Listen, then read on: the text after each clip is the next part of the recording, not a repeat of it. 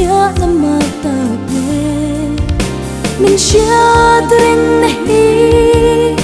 cả ta đã bao nề dốc dàng ông chỉ mà sẽ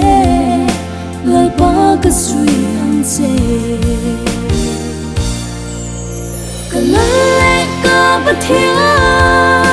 ôm nghe nghe lo ni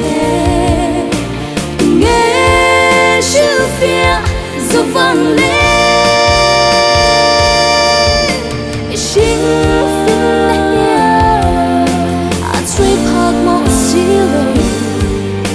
phật tổ thế chế cần nói hi hi cái điều xa bề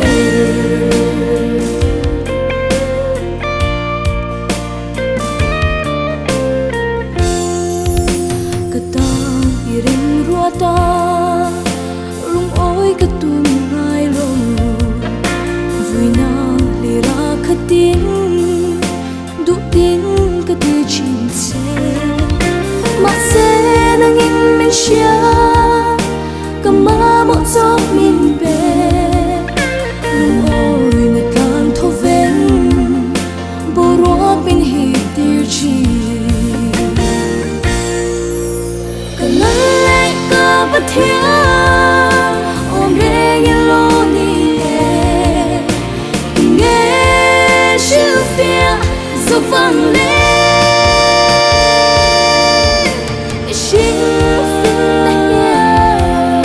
à truy phật mong xí lời phật tổ thế chế